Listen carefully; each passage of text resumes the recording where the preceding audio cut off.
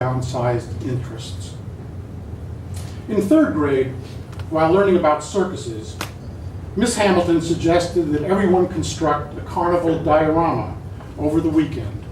And on Monday, there were liquor boxes, shoe boxes, and even one refrigerator box filled with paintings and wire figurines and papier-mâché sculptures of lions, tigers, elephants, trapeze artists, clowns, and one black seal balancing a red balloon on its nose. And then there was Theodore's contribution. Theodore placed an old wooden matchbox on Miss Hamilton's desk. Inside was one piece of straw, which she had collected from the stall of a neighbor's horse farm. "What's this?" asked his teacher. "Smell."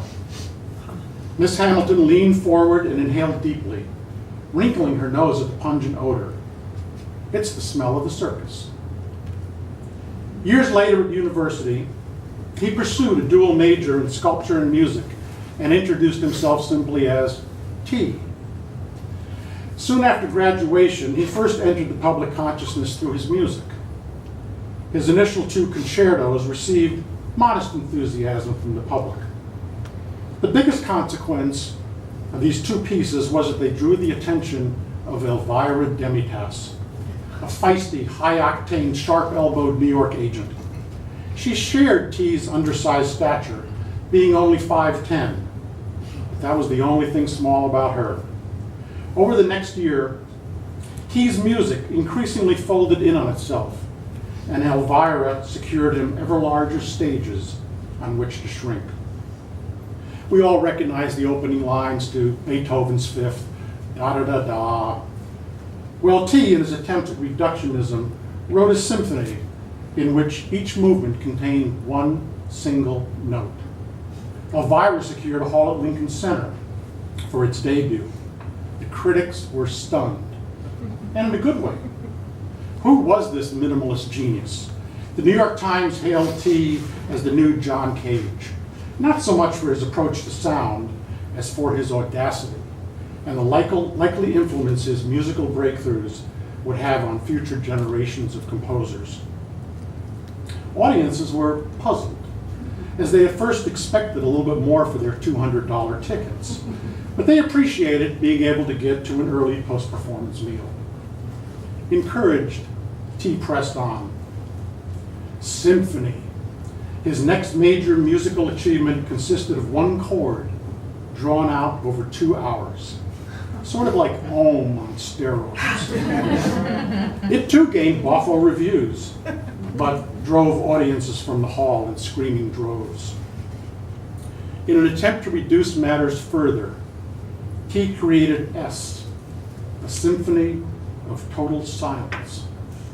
He filled Yankee Stadium, but the ambient city noises of sirens, screeching brakes, car alarms, foghorns from the Hudson, and the rumblings of the subway, coupled with the coughing, snorting, shuffling, and sneezing of the audience, ruined the performance, a point driven home by his first unfavorable notices. He tried a second performance of S in a shuttered Carnegie Hall, this time barring any audience at all, so as not to destroy the moment. Afterward, Elvira took him gently aside.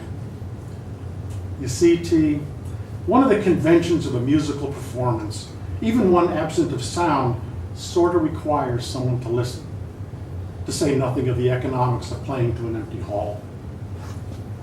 Maybe we could put out a CD," T suggested. "A CD of silence." Let me get back to you on that.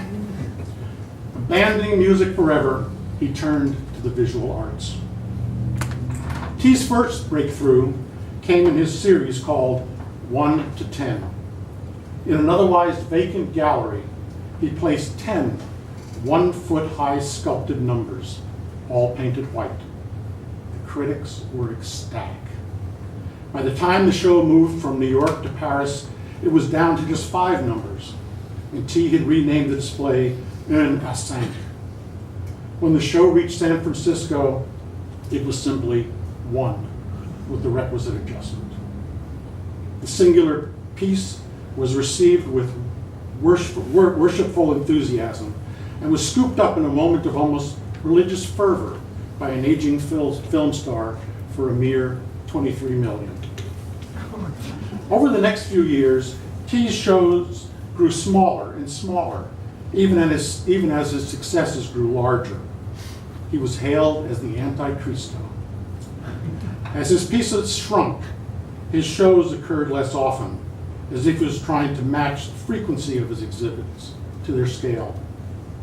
As his agent and publicist, Elvira became exasperated. The smaller T's pieces became, and the more infrequent his events, the bigger grew her challenges. Seeing perhaps the end to a remarkable career, Elvira suggested one more major effort. How about a retrospective, she asked. We could call it simply minimalism.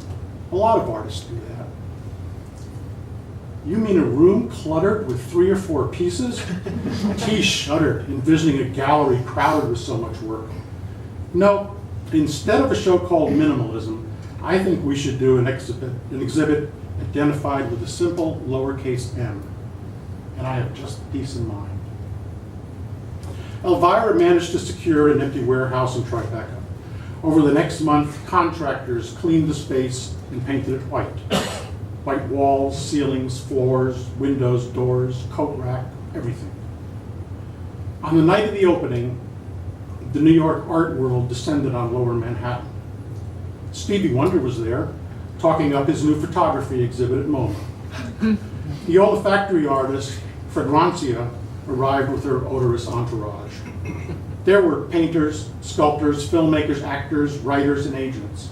Marty, Bobby, the Donald, Jerry, Woody, Whoopi, Bet, they were all in attendance. The mayor showed up. Critics from every major newspaper and art magazine badgered Elvira to secure press passes. Patrons, investors, groupies, and hanger-ons of every stripe elbowed their neighbors to grab a drink and jostled each other to secure a space from which they might be better seen. The room resonated with air kisses and darlings. At the center of the gallery stood a sole white pedestal with a small object covered by a white silk cloth. At the appointed hour, T entered, and a hush fell over the room. T walked up to the exhibit and removed the cloth. There, balanced on the head of a pin, was one solitary grain of salt. Several overhead lasers caught the sparkling edges of the crystal, refracting tiny beams of light and reflecting them over the heads of the onlookers. With the crowd mesmerized by the dazzling light display, T bent forward and with a pair of silver tweezers picked up the particle of salt and, walking among the attendees, passed the salt under each and every nose. The sea. They smelled the sea, and they were transported back to long ago days at the beach. Seagulls, breezes, boardwalks, beach balls, tans, lemonade, taffy, morning jogs and evening strolls, sunrises and sunsets. A new mother stood to one side with her infant held in her arms. T approached and stroked the baby's cheek with the tiny piece of salt. The baby gurgled, and as the faintest of pink lines appeared on its snowy cheek, the viewers rested their hands on their own faces, perhaps recalling a mother's caress or a first kiss. T picked up a small silver spoon and held it up to a microphone. He dropped the speck of salt onto the spoon. Ping! A single note reverberated through the hollow warehouse. Heads turned as the hidden amplifiers picked up this sound and bounced it from one wall to the next, at first becoming progressively louder, then turning back on itself and fading into the audible sighs of the assembled. Carrying the spoon and its salt particle across the room, T stopped in front of a woman, dressed in a white sheath, a single strand of pearls around her neck. She'd let her hair down for the night, and her silver white mane settled on her porcelain shoulders. T lifted the spoon to her mouth. She parted her lips, and T placed a single speck of salt on her tongue, as if bestowing a communal blessing.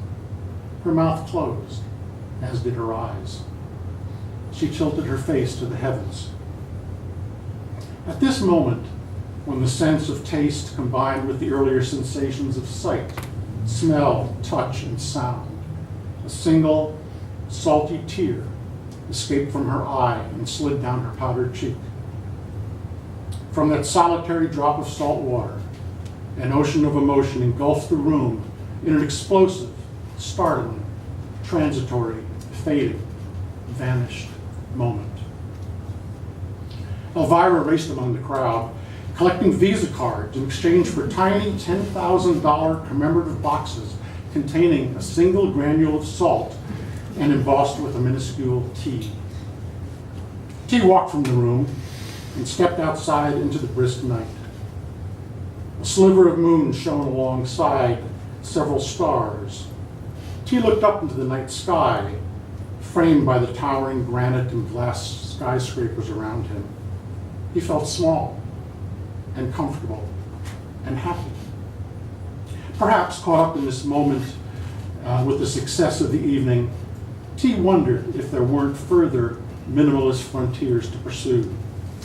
He pulled the collar of his coat tightly around his neck and set off in search of a purveyor of microscopes.